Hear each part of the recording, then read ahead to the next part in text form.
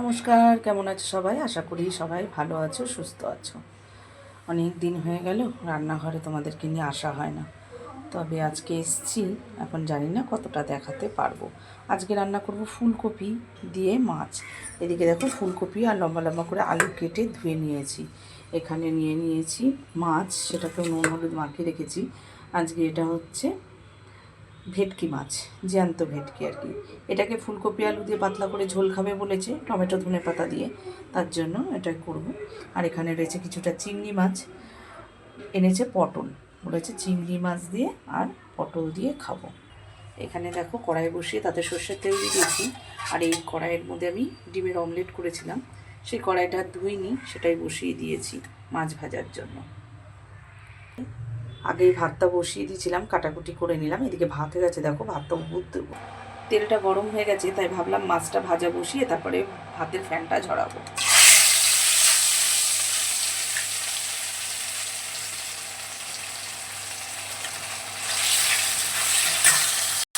ওদিকে মাছটা ভাজা বসিয়ে আর চলে আসলাম পটলগুলোকে কাটবো বলে।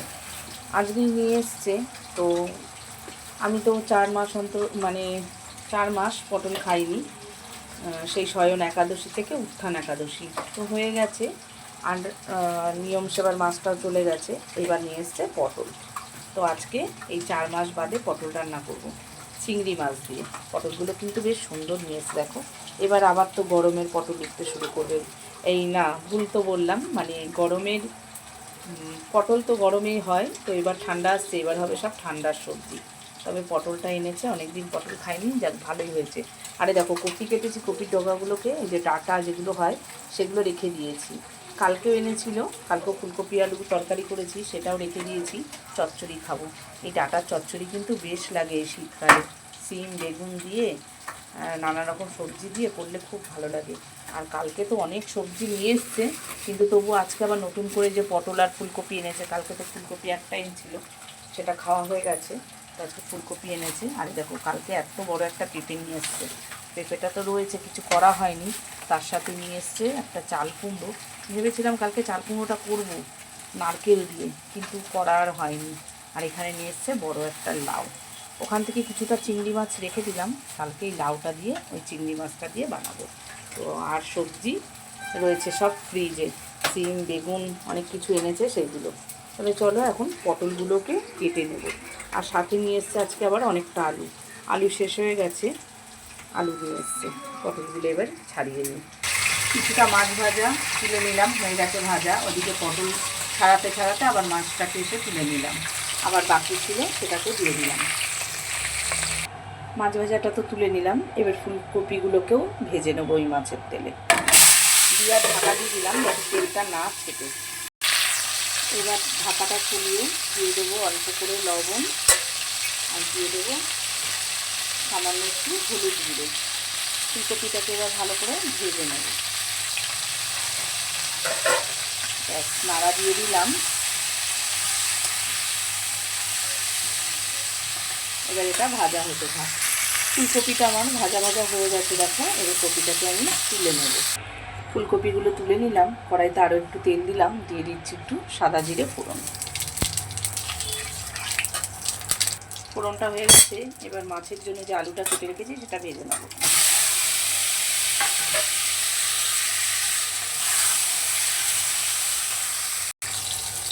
দিয়ে দেবো অল্প করে একটু হলুদ গুঁড়ো, অল্প করে একটু লবণ। এবার আলুটাকে একটু হালকা লাল করে ভেজে নেব। আলুটা দেখো ভাজা হয়ে গেছে, এবার আমি দিয়ে দেবো একটু পেঁয়াজ। এর মধ্যে আমি রসুন দেবো না, তবে একটু পেঁয়াজ দেবো। পেঁয়াজটা দিয়ে আবারও ভালো করে নেড়ে চেড়ে নেবো, যাতে পেঁয়াজটা একটু ভাজা ভাজা হয়ে যায়। পেঁয়াজটা দেখো একটু ভাজা ভাজা হয়ে গেছে, এবার আমি দিয়ে দেবো এর মধ্যে মশলা। আর মশলা বলতে আদা জিরে বাটা। আমি এর মধ্যে তো বললাম তোমাদেরকে রসুন দেবো না, আদা জিরে বাটা দিলাম। আর দিয়ে দেবো এই যে হলুদ গুঁড়ো, লঙ্কার গুঁড়ো, দিচ্ছি হলুদ গুঁড়ো। লঙ্কার গুঁড়োটা অল্পই দেবো, কেন এর মধ্যে আমি একটু কাঁচা লঙ্কাও দেবো, তার জন্য অল্প করে একটু লঙ্কার গুঁড়ো দিয়ে দিলাম। এবার এটাকে ভালো করে একটু কষিয়ে নেব। রসুন দিচ্ছি না, একটু পাতলা পাতলা ঝোলই ভালো লাগে এরকম সবজি দিয়ে মাছের ঝোল করলে। আর এই যে শীতকাল আসছে, নানান রকম সবজি দিয়ে মাছের ঝোল খেতেই কিন্তু বেশ ভালো লাগে। তবে চলবে ফুলকপির পালা এখন। একটুখানি মশলাটাকে কষিয়ে নেব।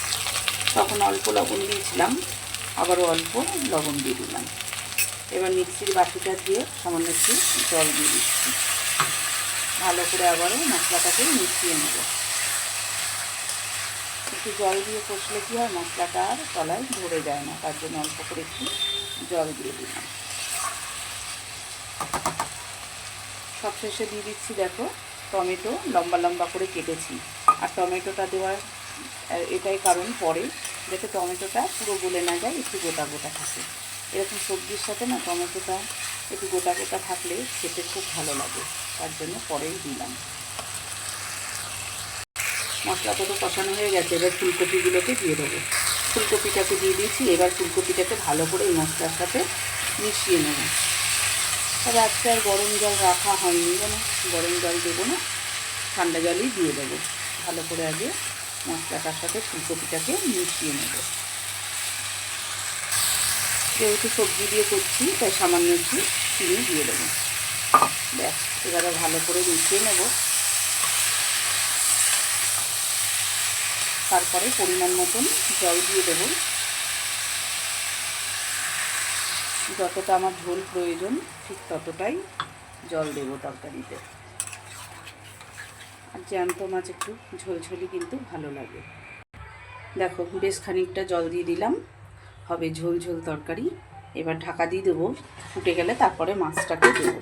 কিছুক্ষণের জন্য ঢাকা দিয়ে দিলাম। দেখো ঢাকাটা সরিয়েছি, ঝোলটা কিন্তু খুব সুন্দরভাবে ফুটে গেছে। এবার আমি দিয়ে দেবো ভেজে রাখা মাছগুলো। মাছগুলোকে দিয়ে দিলাম। এইবারে মাছগুলোকে ভালো করে ঝোলের মধ্যে ডুবিয়ে দেবো, যাতে নুন মশলাটা মাছের ভেতরে ঢুকে যায়। আর তারপরে আবারও কিছুক্ষণের জন্য কিন্তু মাছের ঝোলটা আমি ঢাকা দিয়ে দেবো। বুঝেছ? এবারও ঢাকাটা আবার সরিয়ে নিলাম, দিয়ে দিব কটা কাঁচা লঙ্কা। দেখো মাছের ঝোল প্রায় হয়ে এসেছে। এবার সব শেষে দিয়ে দেবো একটু ধনেপাতা কুচানো। শীতকালে এই যে ধনেপাতা কুচি আর এই যে টমেটো, এই দুটো জিনিস লাগবেই। আর এই দুটো জিনিস দিয়ে যে কোনো সবজি দিয়ে মাছের ঝোল তোমরা আদা জিরে বাটা দিয়ে করে দাও না, কোনো পেঁয়াজ রসুন কিচ্ছু লাগবে না, আর তাতেই ভারী টেস্ট। তবে মাছের ঝোলটা হয়ে গেছে, আর একটুখানি 1 সেকেন্ডের মতো একটু ঢাকা দিয়ে দেবো। ব্যাস, এবার ঢাকাটাকে সরিয়ে মাছের ঝোলটাকে নামিয়ে নেবো। দেখো কি দারুণ হয়েছে দেখতে, খেতেই কিন্তু বেশ লাগবে। চলো এবার মাছের ঝোলটাকে নামিয়ে নিই। মাছের ঝোলটাকে দেখো নামিয়ে নিয়েছি। আর আজকের ভিডিওটা আমি এখানেই শেষ করব। পটল চিংড়িটা তোমাদেরকে দেখাচ্ছি না। তো কেমন হয়েছে দেখো মাছের ঝোলটা, খেতেও কিন্তু বেশ লাগবে। তোমরা একবার করে খেয়েও এরকম করে পাতলা করে, বেশি মশলা না দিয়ে, খুব ভালো লাগবে। তো সবাই ভালো থেকো, সুস্থ থেকো। আমার ভিডিওটা ভালো লাগলে একটা লাইক করো, আর নতুন হলে সাবস্ক্রাইব করে পাশে থেকো।